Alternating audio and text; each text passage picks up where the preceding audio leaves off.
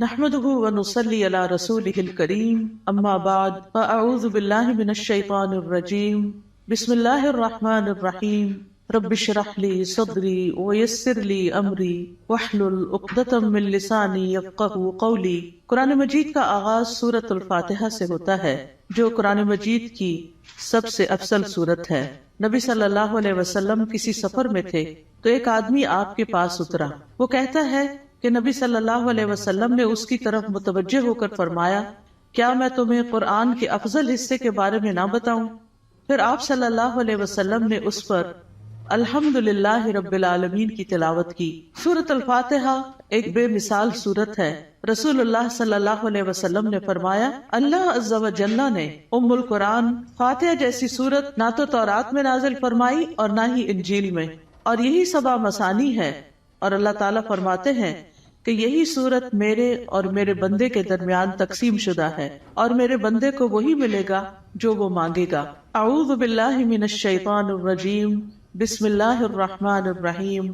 اللہ کے نام سے ابتدا جو بہت مہربان نہایت رحم فرمانے والا ہے۔ قرآن مجید کی جب ابتدا کی جاتی ہے، آغاز کیا جاتا ہے، تو سب سے پہلے تعوذ پڑھا جاتا ہے کہ میں اپنے آپ کو اللہ کی پناہ میں دیتی ہوں شیطان مردود سے بچنے کے لیے۔ شیطان مردود کبھی بھی نہیں چاہتا کہ انسان سیدھے راستے کی طرف چلے، اور قرآن کا راستہ ہی سیدھا راستہ ہے۔ نبی صلی اللہ علیہ وسلم کا دیا ہوا راستہ ہی دراصل سیدھا راستہ ہے، لیکن شیطان کبھی بھی یہ نہیں چاہتا کہ ہم اس قرآن سے ہدایت پائیں۔ اسی طرح جب ہم اعوذ باللہ پڑھتے ہیں تو اس کا ایک صیغہ اعوذ بکلمات اللہ بھی ہے، یعنی ایک تو ہے اعوذ باللہ اور ایک ہے اعوذ بکلمات اللہ، کہ میں اللہ تعالیٰ کے سارے کلمات کے ساتھ اللہ کی پناہ میں اپنے آپ کو دیتی ہوں۔ کیونکہ آپ دیکھیے کہ اللہ سبحانہ تعالیٰ کی جو مختلف مخلوقات ہیں ان میں سے یعنی شیاطین تو بری مخلوق ہیں، لیکن اس کے ساتھ ساتھ فرشتے جو ہیں وہ اچھی مخلوق ہیں۔ تو انسان کو ایک طرف جہاں شیطان بہکاتا ہے تو وہاں دوسری طرف فرشتہ اس کے دل میں اچھا خیال بھی ڈالتا ہے، اور فرشتے جو ہیں وہ ہمارا دفاع بھی کرتے ہیں۔ تو اس لیے اللہ سبحانہ تعالیٰ کی مدد کے ساتھ قرآن کا آغاز کرنا چاہیے۔ بسم اللہ الرحمن الرحیم سے اللہ کا نام لے کر جو کہ بہت مہربان نہایت رحم فرمانے والا ہے۔ الحمدللہ رب العالمین الرحمن الرحیم مالک یوم الدین ایاک نعبد و ایاک نستعین۔ سب تعریف اللہ تعالیٰ کے لیے ہے جو تمام جہانوں کا رب ہے، نہایت مہربان ہے، بار بار رحم فرمانے والا ہے، بدلے کے دن کا مالک ہے۔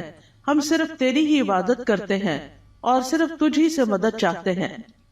سورۃ الفاتحہ کی اہمیت کی ایک وجہ یہ بھی ہے کہ یہ سب سے زیادہ نفع مند دعا پر مشتمل ہے۔ ابن تیمیہ کہتے ہیں کہ جب میں نے غور کیا کہ سب سے نفع مند دعا کون سی ہے تو بس وہ اللہ کی رضا کے کاموں پر مدد مانگنے کی دعا ہے کہ اللہ اپنی پسند کے کاموں پر ہماری مدد فرما۔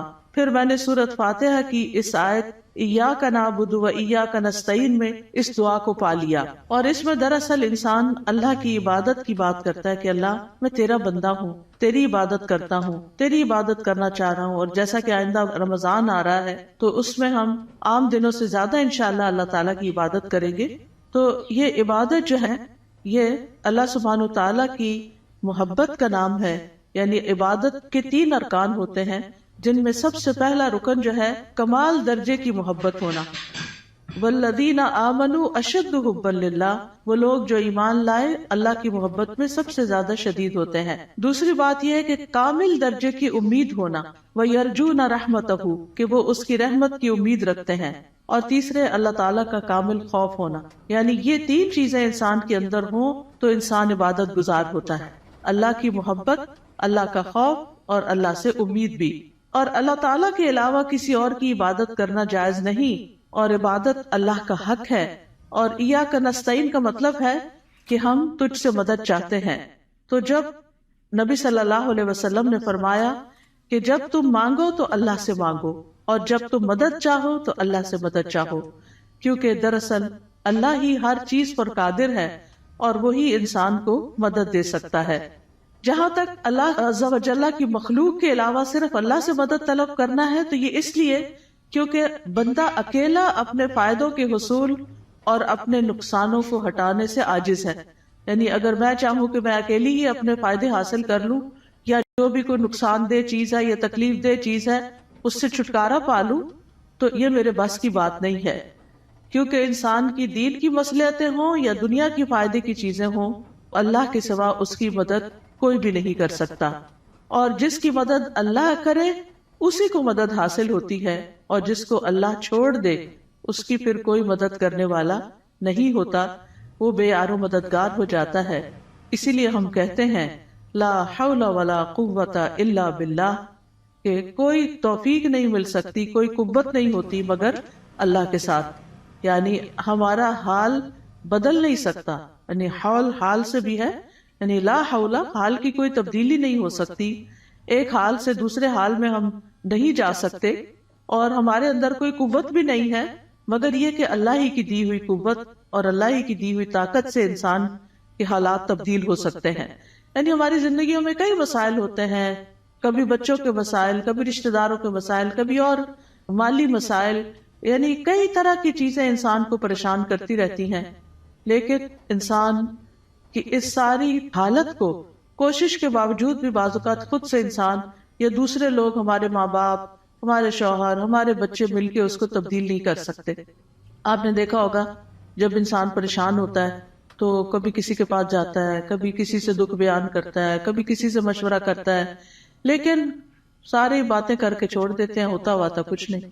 ایسے میں انسان کو ٹھیک ہے مشورہ کر لینا چاہیے، مدد لینی چاہیے، لیکن اللہ سبحانہ وتعالیٰ سے ہی اصل میں مدد لینی چاہیے اور خوب خوب دعائیں کرنی چاہیے. اور اگر یہ کلمہ بھی بار بار انسان پڑھتا رہنا، ایاک نعبد و ایاک نستعین، کہ صرف تیری ہم عبادت کرتے ہیں اور تجھ سے ہم مدد چاہتے ہیں، تو انشاءاللہ اللہ کی مدد آئے گی.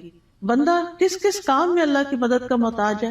اپنے روزمرہ کے مسائل کے حل کے لیے تو محتاج ہے ہی، اپنی خوراک کے لیے ہے، اپنے لباس کے لیے ہے، اپنی رہائش کے لیے، اپنی سب چیزوں کے لیے تو ہے ہی. لیکن خاص طور پر اللہ کی عبادت کے لیے ہم سب سے زیادہ اس کے محتاج ہیں کہ ہم اس سے مدد مانگے. تو انسان اللہ تعالیٰ کے احکام بجا کے نہیں لا سکتا جب تک انسان کو اللہ کی مدد حاصل نہ ہو. برائی چھوڑنا چاہتے ہیں، اپنی کوئی بری عادت چھوڑنا چاہتے ہیں، تو ہم اس کو چھوڑ نہیں سکتے جب تک اللہ کی مدد ہمیں حاصل نہ ہو. اسی طرح دنیا میں ہماری جو تقدیر ہے، اس تقدیر میں جو غم لکھے ہیں، ان غموں سے چھٹکارا نہیں پا سکتے جب تک کہ اللہ کی مدد حاصل نہ ہو.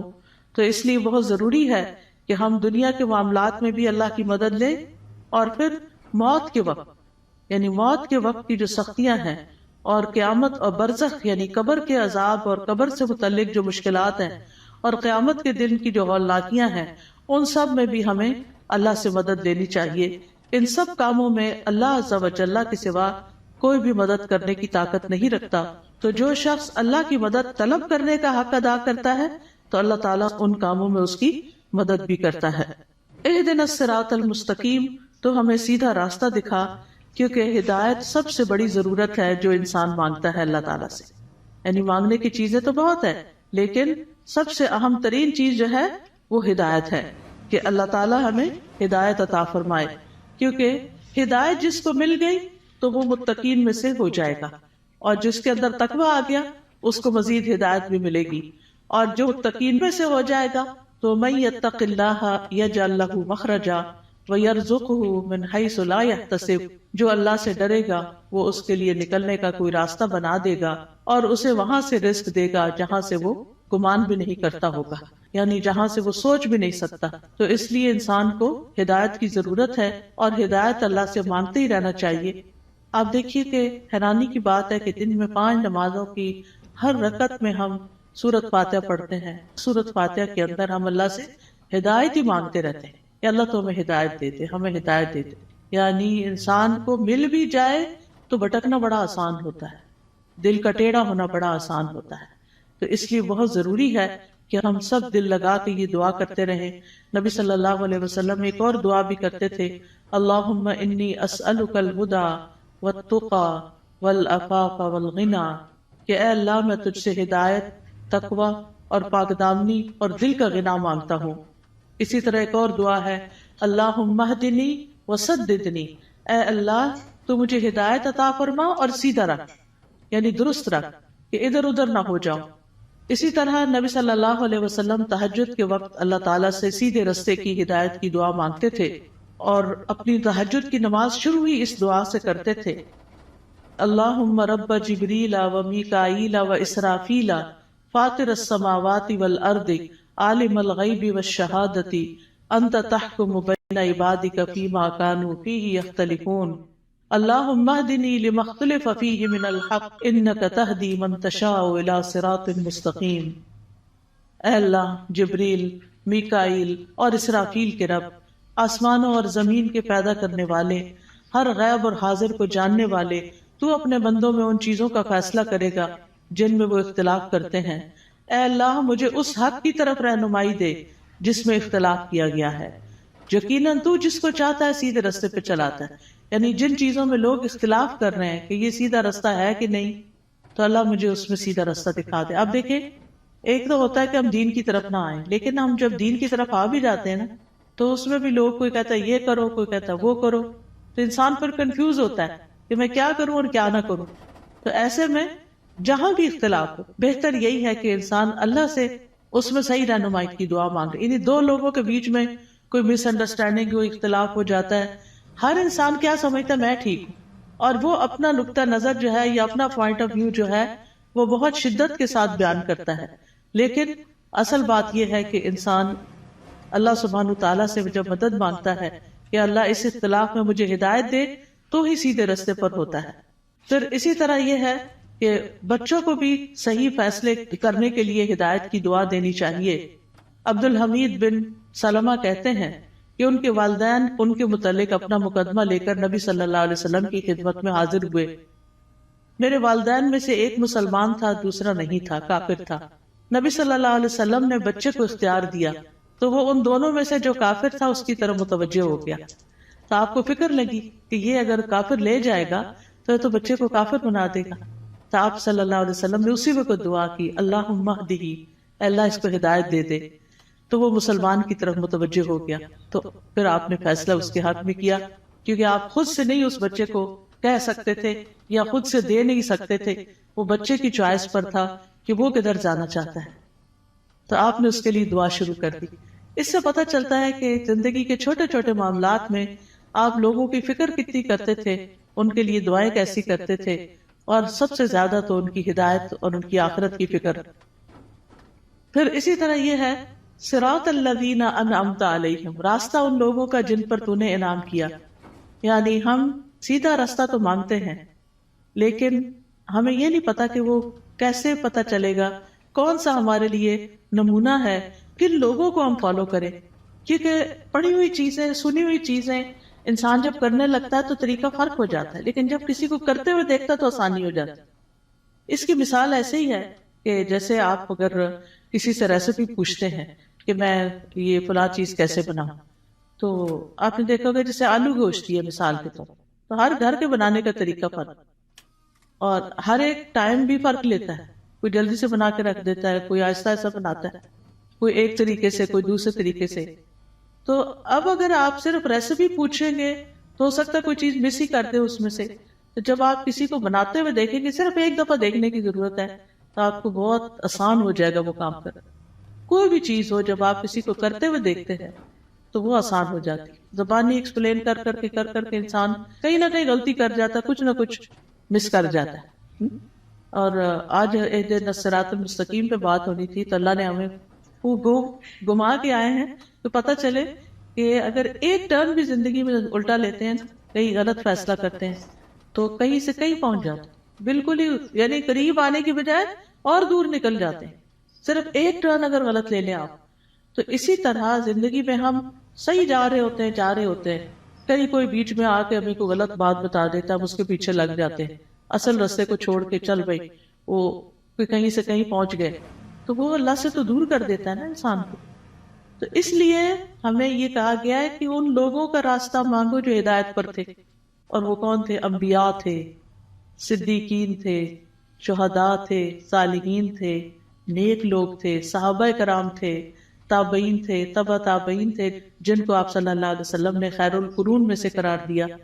تو کتنا ضروری ہے کہ ہم ان لوگوں کی زندگیوں کے بارے میں پڑھیں، وہ کیا کرتے تھے. ہم آج کے لوگوں کو رول ماڈل بنا لیتے ہیں، وہ بیچارے تو خود بعض اوقات نہیں سمجھتے کہ انہیں کیا کرنا چاہیے. تو اصل رول ماڈل جو ہیں ہمارے وہ صحابہ کرام ہیں، صحابیات ہیں، کہ انہوں نے نمازیں کیسے پڑھی، ان کے روزے تہجد کیسے تھے، ان کا صدقہ خیرات کیسا تھا، ان کے لوگوں سے معاملات کیسے تھے، ان کی خوشی اور ناراضگی کیسی تھی. تو اگر ہم ان چیزوں کے بارے میں پڑھتے رہیں گے، جانتے رہیں گے، تو آپ دیکھیں گے کہ بہت سی چیزیں درست ہو جائیں گی. یعنی اپنی غلطیاں بھی نظر آئیں گی اور جو اچھے کام ہیں وہ بھی. اور ان کی زندگی کے واقعات اور حالات بہت موٹیویشنل بھی ہوتے ہیں. یعنی اگر آپ صحابہ کی کہانیاں پڑھیں تو انسان روئے بغیر رہ نہیں سکتا. مجھے یاد ہے جب میں نے ہائی اسکول ختم ہی کیا تھا تو چھٹیاں تھی کافی ساری، تو اس میں میں نے بکس پڑھنی شروع کر دی. اور سب سے زیادہ مجھے جن بکس نے انسپائر کیا وہ اسی طرح کی لائف سٹوریز تھیں. یعنی جو بڑے لوگوں کی کہانیاں اور نیک لوگوں کی کہانیاں. اس میں ہم کہتے ہیں اچھا یہ لوگ اس طرح کر سکتے ہیں تو ہم نہیں کر سکتے، یہ بھی تو اسی دنیا میں رہتے ہیں. تو اس سے پھر انسان کو انسپریشن بہت ملتی ہے. تو یہاں بھی اللہ تعالیٰ نے جو سیدھا رستہ بتایا ہے وہ ان لوگوں کا رستہ اختیار کرنے کے لیے کہا ہے کہ جن پر اللہ نے انعام کیا، ان کا نہیں جن پر اللہ تعالیٰ غضبناک ہوا، اور نہ ان کا جو بھٹکے ہوئے ہیں. پھر ہے سورۃ البقرہ. سورۃ البقرہ جو ہے وہ قرآن کی کوہان ہے. نبی صلی اللہ علیہ وسلم نے فرمایا ہر چیز کی ایک کوہان ہوتی ہے، یعنی اونچا حصہ ہم، اور قرآن کی کوہان سورۃ البقرہ ہے. اور جب شیطان سورۃ البقرہ کی تلاوت سنتا ہے تو وہ اس گھر سے نکل جاتا ہے جس میں سورۃ البقرہ کی تلاوت کی جا رہی ہو. اس کو پڑھنا باعث برکت ہے اور اس کو چھوڑنا باعث حسرت ہے. رسول اللہ صلی اللہ علیہ وسلم نے فرمایا سورۃ البقرہ پڑھا کرو، کیونکہ اس کا پڑھنا باعث برکت ہے، چھوڑنا باعث حسرت ہے، اور اس کے پڑھنے والے پر جادوگر قدرت نہیں پا سکتے. یعنی ایسے لوگ جادو سے محفوظ رہتے ہیں جو سورۃ البقرہ پڑھتے رہتے ہیں. اب اس کا طریقہ کیا ہے؟ کیونکہ لوگ پوچھتے ہیں کہ اچھا پھر کیسے پڑھیں. ایک تو یہ ہے کہ ایک ہی دن میں ساری پڑھ لیں، اور کیسے بہت سارے لوگ ہوتے ہیں جو روز سورۃ البقرہ پڑھتے ہیں. اور ایک یہ ہے کہ ایک ایک سپارہ کر کے آپ روز پڑھ لیں. ایک یہ ہے کہ ربع ربع ربع ربع کر کے آپ اس کو، یعنی کہ 8 اور 10 دن لگ جاتے ہیں تقریباً اس طرح، تو مہینے میں 3 دفعہ ہو جائے گی. ایک یہ ہے کہ روزانہ آپ ایک صفحہ پڑھ لیں، اور جب تک وہ صفحے سارے ختم نہیں ہوتے تو وہ اس طرح روزانہ آپ یعنی یا نماز میں یا دیکھ کے یعنی پڑھتے رہیں. یعنی سورۃ البقرہ کے ساتھ اپنا تعلق قائم رکھیں تو اس کا فائدہ یہ ہوگا کہ جادوگر اثر نہیں کر سکیں. کیونکہ جن لوگوں پہ کوئی جادو کی شکایت ہوتی ہے نا، جب وہ بےچارے ایک دفعہ اپنا توڑ کراتے ہیں، جب ان کو پتہ چلتا ہے توڑ ہو گیا تو دوبارہ کر دیتے ہیں، پھر دوبارہ کر دیتے ہیں. تو اس لیے پروٹیکشن بڑی ضروری ہوتی ہے، اور سورۃ البقرہ جو ہے اسی میں سے ہے. ابو ہریرہ رضی اللہ عنہ سے روایت ہے کہ رسول اللہ صلی اللہ علیہ وسلم نے فرمایا تم اپنے گھروں کو قبرستان نہ بناؤ، کیونکہ شیطان اس گھر سے بھاگ جاتا ہے جس گھر میں سورۃ البقرہ کی تلاوت کی جاتی ہے. پھر آیت نمبر 1 ہے سورۃ البقرہ کی، الف لام میم ذالک الکتاب لا ریب فیہ ھدی للمتقین. یہ کتاب ہے جس میں کوئی شک نہیں، ہدایت ہے متقی لوگوں کے لیے. قرآن جو ہے وہ شکوک و شبہات سے پاک کتاب ہے، یعنی ایسے علم پر مبنی ہے جو یقینی ہے، جو سب سے سچی بات ہے، اس کی ہر بات ہی سچی ہے. کون ہے متقین؟ الذین یؤمنون بالغیب ویقیمون الصلاۃ ومما رزقناہم ینفقون. جو غیب پر ایمان لاتے ہیں، نماز قائم کرتے ہیں، اور جو رزق ہم نے ان کو دیا ہے اس میں سے وہ خرچ کرتے ہیں. تو ایمان بالغیب جو ہے یہ دل سے تعلق رکھتا ہے. نماز قائم کرنا جسم کا حصہ ہے، اور مما رزقناہم ینفقون مال کا حصہ ہے، یعنی حقوق العباد کی ادائیگی. انسان اندر سے بھی اچھا ہو، انسان باہر سے بھی اللہ کی عبادت کرے، اور انسان اللہ کے بندوں اور اللہ کی مخلوق کے ساتھ بھی اچھا سلوک کرے. پھر فرمایا والذین یؤمنون بما انزل الیک وما انزل من قبلک وبالآخرۃ ھم یوقنون. اور وہ جو ایمان لاتے ہیں اس پر جو آپ پر نازل کیا گیا اور جو آپ سے پہلے نازل کیا گیا، اور وہ آخرت پر یقین رکھتے ہیں. یعنی متقی وہ لوگ ہوتے ہیں، اس کتاب سے ہدایت حاصل کرنے والے لوگ وہ ہوتے ہیں کہ جو اللہ کی طرف سے آئی ہوئی چیزوں پر ایمان رکھتے ہیں، اور جو چیزیں نبی صلی اللہ علیہ وسلم سے پہلے اتاری گئی تھی ان پر بھی ایمان رکھتے ہیں، اور وہ آخرت پر پکا یقین رکھتے ہیں. تو نبی صلی اللہ علیہ وسلم پر نازل شدہ وحی جو ہے اس پر ایمان لانا ضروری ہے. قرآن مجید میں آتا ہے وَأَنزَلَ اللَّهُ عَلَيْكَ الْكِتَابَ وَالْحِكْمَةَ وَعَلَّمَكَ مَا لَمْ تَكُنْ تَعْلَمْ وَكَانَ فَضْلُ اللَّهِ عَلَيْكَ عَظِيمًا. اللہ نے آپ پر کتاب و حکمت نازل کی ہے اور آپ کو وہ کچھ سکھایا جو آپ نہیں جانتے تھے، اور یہ آپ پر اللہ کا بہت ہی بڑا فضل ہے کہ اللہ تعالیٰ نے آپ کو فائدے کی سب چیزیں سکھا دی ہیں. یاد رکھیے حدیث بھی قرآن کی طرح نازل ہوتی تھی. وَمَا يَنطِقُ عَنِ الْهَوَىٰ إِنْ هُوَ إِلَّا وَحْيٌ يُوحَىٰ. وہ اپنی خواہش نفس سے کچھ نہیں کہتے، وہ تو صرف وحی ہے جو نازل کی جاتی ہے. حسان بن عطیہ کہتے ہیں کہ جبریل علیہ السلام نبی صلی اللہ علیہ وسلم کے پاس سنت لے کر اترتے تھے. جس طرح آپ کو قرآن سکھاتے اسی طرح سنت کی تعلیم دیتے تھے. قرآن جو تھا وہ لکھا جاتا تھا، یعنی قرآن جو تھا وہ آپ سنتے تھے اور پھر صحابہ کو لکھوا دیتے تھے، جبکہ سنت جو ہے وہ چونکہ زیادہ تر پریکٹس کی چیز ہے، عمل کی چیز ہے، تو وہ آپ اس چیز پر عمل کر لیتے تھے. نبی صلی اللہ علیہ وسلم نے ہمیں بھی تلقین کی ہے کہ ہم اس قرآن و سنت کو مضبوطی سے پکڑے رکھیں. رسول اللہ صلی اللہ علیہ وسلم نے فرمایا میں تم میں دو چیزیں چھوڑے جا رہا، تم ہرگز گمراہ نہیں ہوگے جب تک ان دونوں کو مضبوطی سے نہ تھام لو. ایک اللہ کی کتاب اور دوسرے اس کے نبی کی سنت ہے. وَبِالْآخِرَةِ هُمْ يُوقِنُونَ. اور آخرت پر وہ یقین رکھتے ہیں.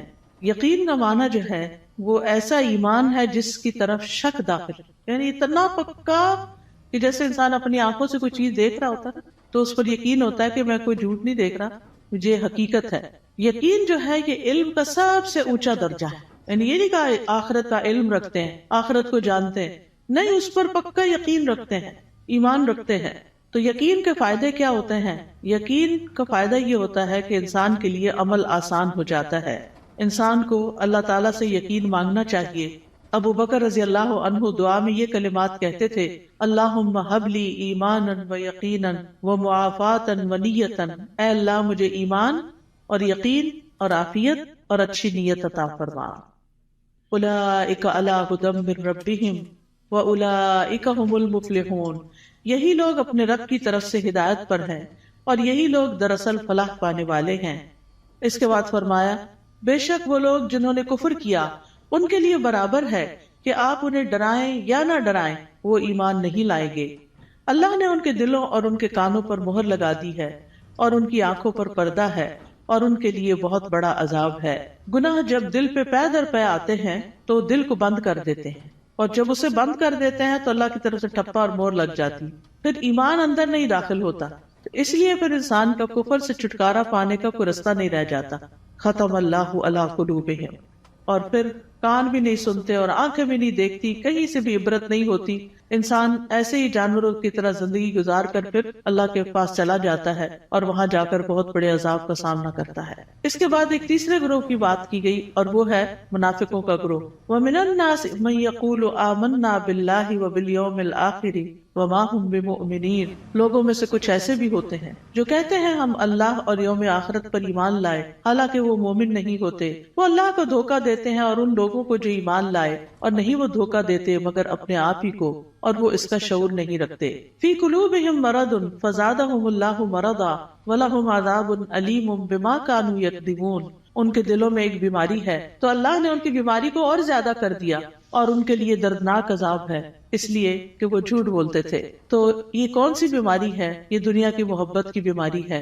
اس وجہ سے وہ اللہ سبحانہ و تعالیٰ کی عبادت نہیں کرتے، اسی وجہ سے وہ آخرت کی فکر نہیں کرتے، اسی وجہ سے وہ نبی صلی اللہ علیہ وسلم کی سنت کو کوئی اہمیت نہیں دیتے. کیونکہ جب دل دنیا کی طرف جھک جاتا ہے اور اس کے اندر بڑھتا چلا جاتا ہے، جو دنیا میں ہی سکون پاتا ہے، دنیا سے محبت کرتا ہے، وہ دل پھر آخرت سے غافل ہو جاتا ہے. اور جب آخرت سے غافل ہو جاتا ہے تو پھر اللہ سبحانہ وتعالیٰ ایسے بندے کو اس کے نفس کے حوالے کر دیتے ہیں اور پھر آخرت میں اس کے لیے دردناک عذاب ہے. اور جب ان سے کہا جاتا ہے کہ زمین میں فساد نہ کرو تو وہ کہتے ہیں کہ ہم تو اصلاح کرنے والے ہیں. خبردار، بے شک وہی لوگ فساد کرنے والے ہیں. لیکن وہ شعور نہیں رکھتے. اور جب ان سے کہا جاتا ہے ایمان لاؤ جس طرح لوگ ایمان لائے، تو کہتے ہیں کیا ہم ایمان لائیں جس طرح بے وقوف ایمان لائے ہیں؟ خبردار، یقیناً وہ خود ہی بے وقوف ہیں لیکن وہ جانتے نہیں ہیں. اور جب ان لوگوں سے ملتے ہیں جو ایمان لائے تو کہتے ہیں ہم ایمان لائے، اور جب اپنے شیطانوں کے پاس تنہا ہوتے ہیں تو کہتے ہیں یقیناً ہم تو تمہارے ساتھ ہیں، ہم تو صرف مذاق کرنے والے ہیں. یعنی ایسے لوگ ہر ایک سے بنا کے رکھنے کی فکر کرتے ہیں اور کسی کو اس لیے ناراض نہیں کرنا چاہتے کہ ان سے پھر کوئی دنیا کا نقصان نہ ہو جائے. لیکن حقیقت یہ ہے کہ یہ لوگ دین کا مذاق اڑاتے ہیں اور دین کے ساتھ نان سیریس رویہ اختیار کرتے ہیں. تو اس لیے اللہ یستہزئ بہم، جیسے یہ عمل کرتے ہیں ویسے ہی ان کی جزا ہے. اللہ بھی ان سے مذاق کرتا ہے اور انہیں ان کی سرکشی میں مہلت دیے جا رہا ہے تو وہ بھٹکتے پھرتے ہیں. یعنی اللہ سبحانہ وتعالی کا ان کے ساتھ استہزاء یہ ہے کہ وہ ان کے بدبختی کے اعمال اور خبیث حالات کو ان کے سامنے مزین کر دیتا ہے. یعنی انہیں اپنی برائیاں جو ہیں وہ اچھی لگنے لگتی ہیں، جیسے جھوٹ بولنا، دھوکہ دینا، کہنا یہ تو سمارٹنس ہے، دیکھو میں نے فلاں کو کیسے بیوقوف بنایا، اور پھر تنہائی میں بیٹھ کے اس پہ ہنستے ہیں. تو یہ چیزیں جو ہیں یہ انسان کے اپنے ہی لیے نقصان دہ ہوتی ہیں. اولئک الذین اشتروا الضلالۃ بالہدی فما ربحت تجارتهم وما كانوا مهتدین. یہی وہ لوگ ہیں جنہوں نے ہدایت کے بدلے گمراہی خرید لی تو نہ ان کی تجارت ہی فائدہ مند ہوئی اور نہ ہی وہ ہدایت پانے والے تھے. ان کی مثال اس شخص کی طرح ہے جس نے آگ جلائی، پھر جب آگ نے اس ماحول کو روشن کر دیا اللہ ان کا نور لے گیا اور انہیں اندھیروں میں چھوڑ دیا، وہ دیکھ نہیں پاتے. یعنی ان کے دل کا نور ختم ہو گیا ان کے اپنے اعمال کی وجہ سے. یعنی یہ ان لوگوں کے بارے میں بات کی گئی ہے کہ جو دعویٰ تو کرتے ہیں کہ ہم ایمان لائے اور اس سے دنیا میں کچھ نہ کچھ فائدہ اٹھاتے ہیں کہ وہ مسلمان ظاہر ہوتے ہیں تو مسلمانوں کو جو بینیفٹس ہوتے ہیں یہ ان کے شیلٹر میں آ جاتے ہیں. لیکن یہ ہے کہ دنیا میں تھوڑی سی روشنی ان کو مل گئی مگر آخرت میں تو سخت اندھیرا چھا جائے گا اور ان کو سخت عذاب پہنچے گا. پھر اسی طرح یہ ہے کہ دنیا میں کفر جو ہے وہ روشنی چھپا دیتا ہے اور ان کے پردے چاک ہو جاتے ہیں، جو ان کی منافقت ظاہر ہو جاتی ہے تو وہ اس سے اندھیرے ان کے کھل کے سامنے آ جاتے ہیں کہ ان کے دلوں کے اندر کیا ہے. پھر اسی طرح ان کے بارے میں فرمایا سم بکم عمی فہم لا یرجعون، بہرے ہیں، گنگے ہیں، اندھے ہیں، پس وہ نہیں لوٹتے، یعنی ہدایت کی طرف واپس نہیں آتے.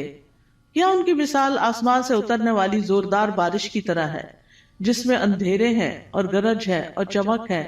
وہ کڑکنے والی بجلیوں اور موت کے ڈر سے اپنی انگلیاں اپنے کانوں میں ڈال لیتے ہیں اور اللہ کافروں کو گھیرنے والا ہے. قریب ہے کہ بجلی ان کی آنکھوں کی روشنی لے جائے، جب بھی وہ ان کے لیے روشنی کرتی ہے تو وہ اس میں چل پڑتے ہیں اور جب ان پر اندھیرا چھا جاتا ہے تو وہ کھڑے رہ جاتے ہیں. اور اگر اللہ چاہتا تو ان کی سماعت اور ان کی بصارت کو لے جاتا، بے شک اللہ خوب قدرت رکھنے والا ہے. اور یہ حقیقت ہے کہ اللہ سبحانہ تعالیٰ ہر چیز پر پورا قادر ہے اور ان منافقین پر بھی پوری طرح قادر ہے، اور اللہ تعالیٰ اسباب کے بغیر بھی ان کی سماعت اور بصارت کو ختم کر سکتا ہے. ہم سب کو اپنے لیے دعا کرنی چاہیے کہ اللہ تعالیٰ ہماری آنکھوں، ہمارے کانوں، ہمارے دل کو سلامت رکھ کہ ہم اس سے ہدایت پاتے رہیں.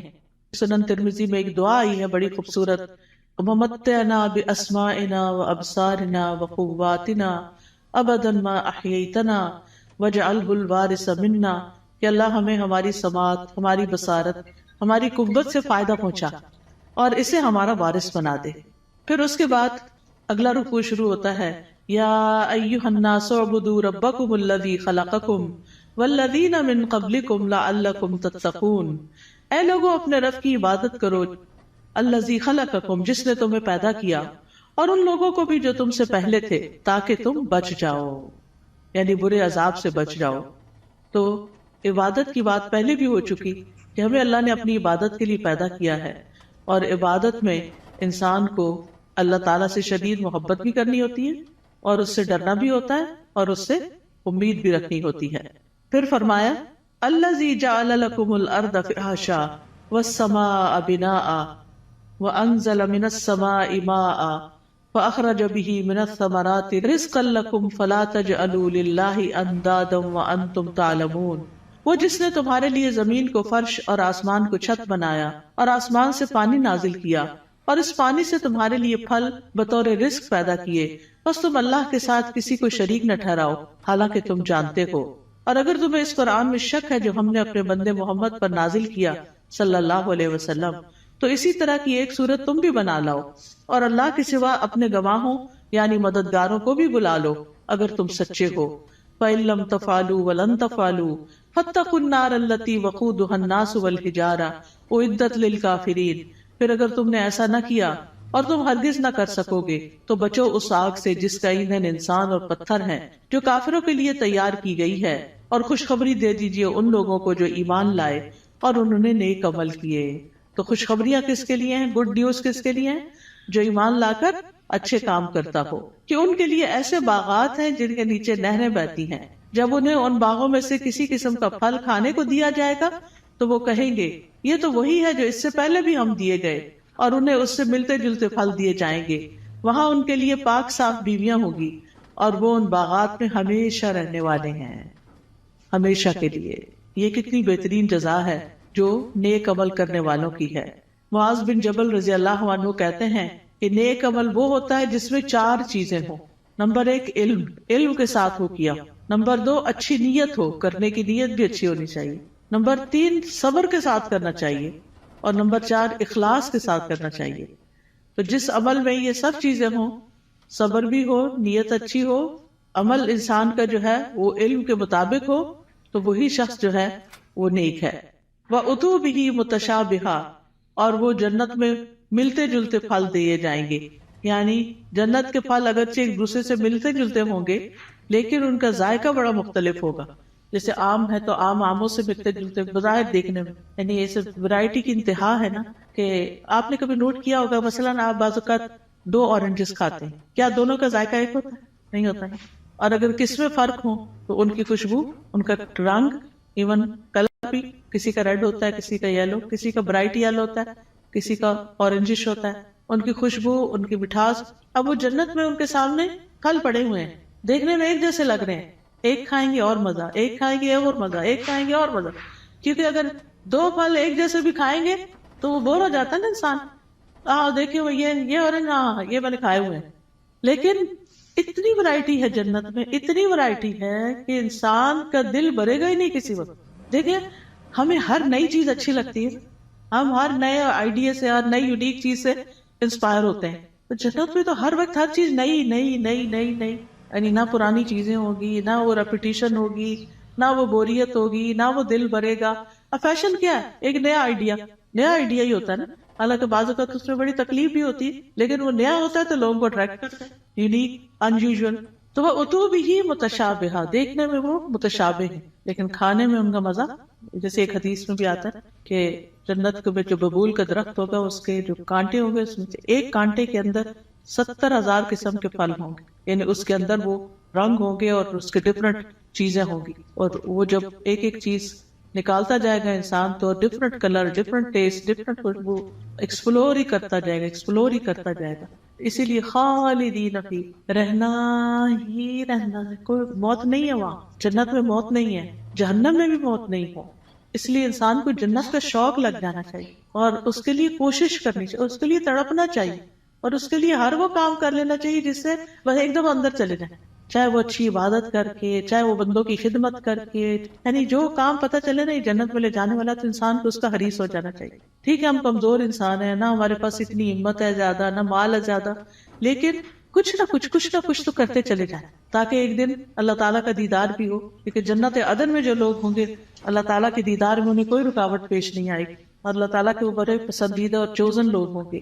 لیکن اس کے لیے اللہ کے راستے میں جہاد کرنا، جد و جہد کرنا، نکلنا، اپنے کمفرٹ زون سے باہر نکلنا، اپنا مال خرچ کرنا، اپنی جان لگانا، یہ چیزیں ہیں جس سے انسان جنت کا سودا کرتا ہے۔ ان اللہ اشتری من المؤمنین انفسهم واموالهم بان لهم الجنہ، اللہ نے بے شک خرید لی مومنوں سے ان کی جانیں اور ان کے مال، کیونکہ ان کے لیے جنت ہے۔ تو جنت حاصل کرنے کے لیے انسان کو کچھ دینا پڑتا ہے، اور وہ یہی دنیا کا وقت ہے، تھوڑا سا، یہ چند سال ہے، پتہ نہیں کب تک زندہ ہے کب تک نہیں۔ تو اللہ تعالیٰ سے دعا ہے کہ وہ ہمیں نیک اعمال کرنے کی توفیق عطا فرمائے۔ پھر بے شک اللہ اس سے نہیں شرماتا کہ وہ مادہ مچھر یا اس سے اوپر کسی چیز کی مثال بیان کرے. پھر جو لوگ ایمان لائے ہیں وہ جانتے ہیں کہ ان کے رب کی طرف سے سچ ہے، اور جن لوگوں نے انکار کیا وہ کہتے ہیں اس مثال سے اللہ کی کیا مراد ہے. اللہ اس سے اکثر لوگوں کو گمراہ کرتا ہے اور اسی سے بہت سے لوگوں کو ہدایت بخشتا ہے، اور اس مثال سے گمراہ کرتا بھی ہے تو صرف فاسقوں کو.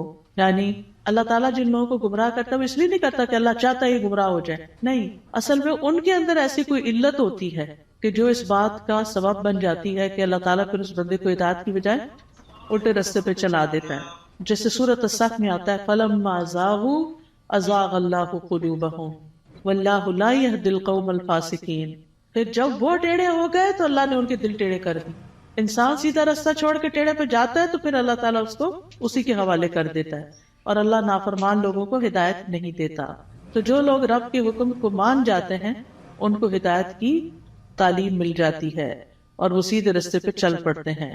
اور پھر فاسق کون ہوتے ہیں؟ جو اللہ کے عہد کو اس کے مضبوط باندھنے کے بعد توڑ دیتے ہیں، اور جس چیز کا اللہ نے جوڑنے کا حکم دیا اس کو کاٹ ڈالتے ہیں، یعنی رشتہ داروں سے کاٹ لیتے ہیں اور زمین میں فساد کرتے ہیں. یہی لوگ دراصل نقصان اٹھانے والے ہیں. تم اللہ کا انکار کیسے کر سکتے ہو حالانکہ تم مردہ تھے، پھر اس نے تمہیں زندگی بخشی، پھر وہی تمہیں موت دے گا، پھر وہی تمہیں دوبارہ زندہ کرے گا، پھر اسی کی طرف تم لوٹائے جاؤ گے. واپسی کدھر ہے؟ اللہ ہی کی طرف ہے. اب یعنی کہ 2 مرحلے تو پورے ہو گئے. ایک مرحلہ تھا زندگی سے پہلے آنے کا، جب آدم علیہ السلام کی پشتوں سے اللہ نے سب کی روحیں پیدا کر دی. پھر اس کے بعد اس دنیا میں اب آگے، اب اس کے بعد موت ہے، پھر موت کے بعد پھر زندگی ہے جو ہمیشہ کی زندگی. هو الذی خلق لکم ما فی الارض جمیعا ثم استوى الی السماء فسواہن 7 سماوات وہو بکل شیء علیم. وہ اللہ ہی تو ہے جس نے وہ سب کچھ جو زمین میں ہے تمہارے لیے پیدا کیا، پھر وہ آسمانوں کی طرف متوجہ ہوا تو ان کو ٹھیک کر کے 7 آسمان بنا دیا، اور وہ ہر چیز کا خوب علم رکھنے والا ہے. یہ اللہ تعالیٰ کا ہم پر احسان ہے کہ اس نے ہمارے لیے فائدے کی چیزیں اور عبرت کے سامان زمین میں پیدا کیے، اور ہر وہ چیز جو اللہ نے بنائی وہ ہمارے استعمال کے لیے ہے. تو اللہ تعالیٰ سے دعا ہے کہ وہ ہمیں ان نعمتوں سے بھرپور فائدہ اٹھا کر اس کی اطاعت میں اپنی جان لگانے کی توفیق عطا فرمائے. وآخر دعوانا ان الحمد للہ رب العالمین.